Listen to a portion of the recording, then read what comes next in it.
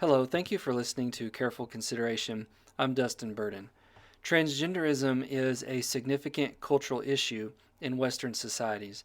Transgenderism is also an issue that Christians cannot afford to ignore. I've been writing and discussing a series of articles and podcast episodes to address the topic of transgenderism and gender identity. In this segment, I will explore another flaw with transgender theory. This flaw is detrimental, and I believe it undermines the entirety of modern gender identity theory and transgenderism. I will argue that transgender theory's assumption that biological sex is independent of gender identity is illogical, unscientific, and unbiblical. The conclusion is that the entirety of modern gender theory, which attempts to validate transgenderism, is based on a false idea about sex and gender.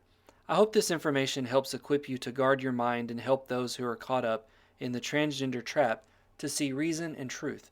I hope you will also see that transgenderism is a fundamentally flawed theory that we do not need to accept. There is one foundational assumption that modern transgender theory asserts for transgender theory to work. It is the assumption that a person's biological sex is independent of a person's gender. Transgender theory depends upon the fact that we accept that there is a fundamental difference between sex and gender. Transgender theory falls on its face and cannot operate if it can be shown that sex and gender are inseparably linked together and not independent realities. The terms sex and gender used to be synonyms for the same idea. When a baby was born, one could say its sex was male or female, or its gender was male or female. Most of us who are millennial generation and older are used to the idea that when we talk about someone's sex and gender, we are talking about the same concept. This is no longer the case in the present day. Psychiatrists and psychologists have proposed that a person's sex is fundamentally different from a person's gender. Sex and gender are no longer synonyms. The American Psychological Association, or the APA, says sex is, quote, the physical and biological traits, whereas gender refers especially to social or cultural traits, although the distinction between the two terms is not regularly observed, end quote. Interestingly, they admit the distinction between sex and gender is not regularly observed. The APA's definition of gender gives a fuller explanation of how they view the difference between sex and gender. It's worth quoting in full.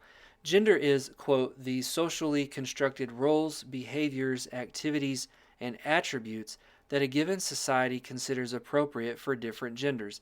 In a human context, the distinction between gender and sex reflects the usage of these terms. Sex refers to the biological status of being male, female, or intersex, whereas gender implies the psychological, behavioral, social, and cultural aspects of gender, such as terms like masculinity, femininity, non-binary, non-conforming, or other genders. End quote. Psychiatrists now believe that sex is a person's biological status as either a male or female. Sex also refers to the male or female reproductive organs. On the other hand, they believe that gender is a different concept altogether. Gender is a person's psychological, behavioral, and social status as either man, woman, masculine, or feminine. Modern gender theory argues that sex is biological, but gender is psychological. Now, consider the formal definition of transgender according to the APA. Transgender is, quote, an umbrella term used to describe the full range of people whose gender identity and or gender role do not conform to what is typically associated with their sex assigned at birth, end quote. Now, this definition of transgender depends upon the fact that we agree with the APA that sex and gender are separate, independent realities. Notice these key phrases in the definition. Transgenderism is when a person's gender identity does not conform to their sex assigned at birth. We could spend another article just looking at the phrase sex, quote, assigned at birth, but we will not do that. The APA believes a person's sex as male or female is assigned at birth, but that does not determine whether they are a man, woman, boy, or girl. I cannot overemphasize how transgender theory makes a significant assumption that the so-called experts do not want us to question.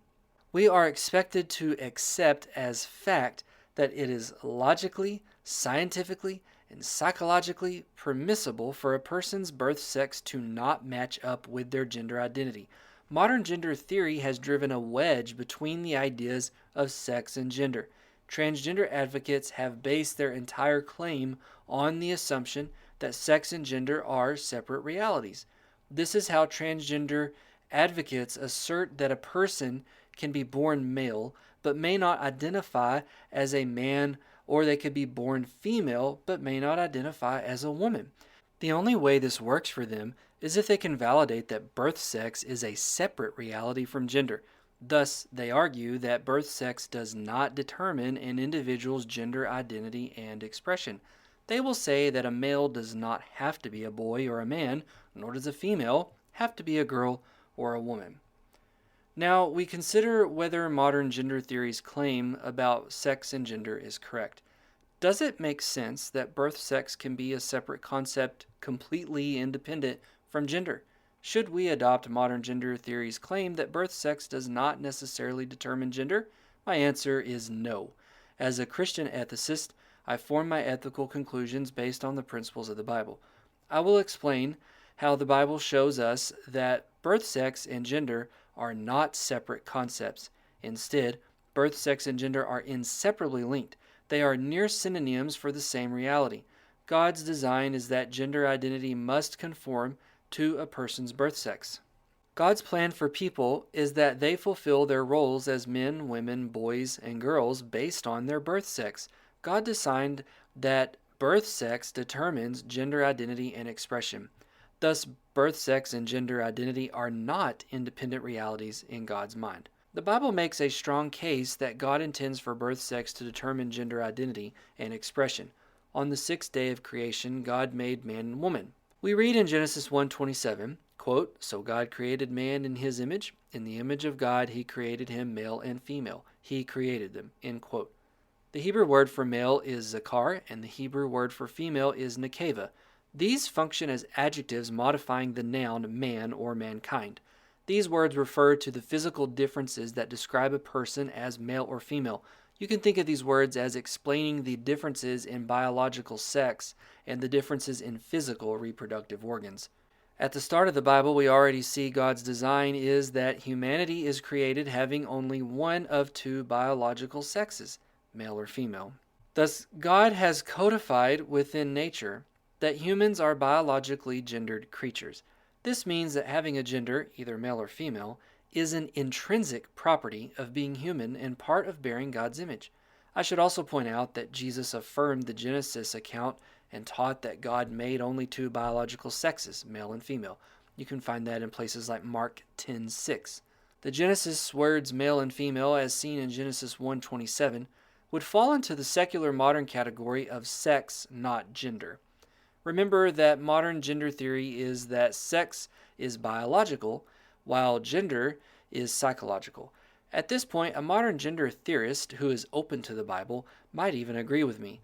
However, the key difference will be that they believe that while God may have created male and female, these only describe biological birth sex and say nothing about gender identity. They would say that Genesis 1:27 is not speaking about gender. It is solely referring to birth sex. When we consider more of the Bible's teachings on this issue, we find a more apparent case that God does not intend for sex to be separate from gender. Genesis 1:28 explains God gave the man and woman a mandate to have babies. God wants them to procreate and fill the earth with more image bearers of God. This shows us God's design for human reproduction is that it requires one male and one female to have offspring. Therefore, having a birth gender is part of God's plan for humanity to fill the earth. This determines whether humans can mate with each other or not. For example, a male cannot mate with another male, nor a female with another female. It requires a male with a female. This gives us another clue as to God's plans for gender. God designed that biological sex determine who can procreate with whom. This adds to our case that God's plan is a person's birth sex determines their gender identity. The Bible never uses the term gender identity or expression. However, it does speak to the concept of expressing one's gender. The Bible is clear that God expects a person's gender expression to line up with their birth sex, or to say it the opposite way. God expects a person's birth sex to determine their gender identity and expression directly. Let's look at what the Bible has to say about how a person should express their birth sex. Deuteronomy 22 verse 5 says, quote, "A woman shall not wear a man's clothing, nor shall a man put on a woman's clothing. For whoever does these things is an abomination to the Lord your God." End quote. God banned cross-dressing in Old Testament Israel. Why does God care about the clothes people wear? This law is not an issue of clothes. The proof that this is a moral issue is the word abomination. This word means something detestable, loathsome, and abhorrent to God. God was essentially saying he cannot put up with any manner that a person cross-dresses because it's a wicked violation of God's moral law. The moral issues God has with cross-dressing are lying and presenting oneself to others as something other than one's birth sex. For a male to cross-dress as a female and present themselves to others in this manner is an immoral act of lying on the one hand. On the other hand, it is an immoral betrayal of the person's real birth sex. Deuteronomy 22:5 teaches that God hates when a person expresses themselves as a different birth sex other than the one they really are. This proves that God most certainly cares about gender expression. God expects that a person's gender expression conforms to their birth sex. God does not permit a person to portray themselves as anything other than their birth sex. To explain this a bit further, God expects a person's birth sex, as male or female, to directly determine their gender identity and expression, such as being a man or a woman or masculine or feminine. God expects a male to express masculinity and be a boy who becomes a man. Likewise, God expects a female to express femininity and be a girl who becomes a woman. Skeptics often argue that gender is a socially made idea. For example, what is considered masculine and feminine clothing in America will not be the same as in Nigeria. Critics use simplistic examples like these to argue since gender is based on societal norms, gender can be whatever a person perceives it to be for themselves. However, this logic does not follow. Just because clothing, family, or social customs vary across societies for men and women does not prove gender is a made-up social construction. All it means is that customs for men and women vary across cultures, but each culture clearly understands what it means to be a man or a woman in their society. We see this principle that birth sex determines gender identity in the New Testament as well. Paul and Peter discuss differences in roles within a family. In Ephesians 5, verses 21 through 33, Colossians 3, 18 through 21, and 1 Peter 3, verses 1 through 7. We read that God has obligations for husbands and fathers as well as wives and mothers to carry out in their families. Since God expects men and women to play different roles within families, God believes a person's birth sex directly determines the role they play in society and families. For example, God has expectations of the father and husband within a family. But who can fulfill the role of a father and husband? Only the male can. Likewise, who can fill the role of a mother and wife? Only the female can. When the Bible references gender roles, they are inseparably linked to the person's birth sex, to the degree that gender expression and identity must conform to birth sex. Factoring in these Old and New Testament scriptures, we have a solid case to claim that God views biological sex and psychological gender identity as inseparably linked. We can rightly say that sex and gender are not two separate realities independent from one another in God's created order. Biological sex directly determines psychological gender identity and social gender expression. If there is any difference in sex and gender, it is only in terminology that describes nuances of the same reality. Think of sex and gender as two sides of the same quarter. A quarter has heads on one side and tails on the other. The heads and tails are not two separate realities. Both are required to have the quarter, and both are inseparably linked. This is how we can view sex and gender. There may be nuances in what each word describes, but this does not make them two independent realities that can diverge. One informs the other, and it is biological birth sex that determines gender identity and expression. Time fails me in this segment to explore the scientific data that speaks against separating sex and gender. Suffice it for now that I mention findings by researchers studying sex and gender differences in brain psychopathologies. These researchers assert that while some claim gender is socially defined behavior, research shows that gender is inherent to children who might realize their gender between 3 to 5 years old. These researchers furthermore acknowledge it makes more sense to speak of sex and gender as interchangeable, since children innately discern their gender early on.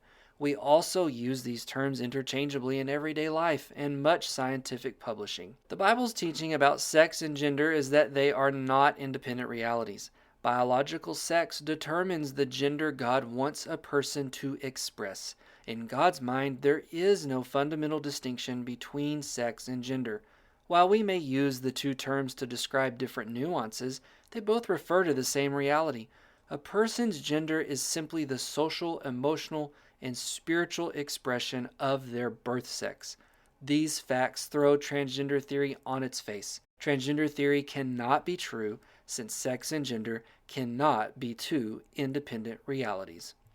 I want to thank you again for listening to this episode. You can find out more and read more of my content at www.dustinburden.com. Until next time.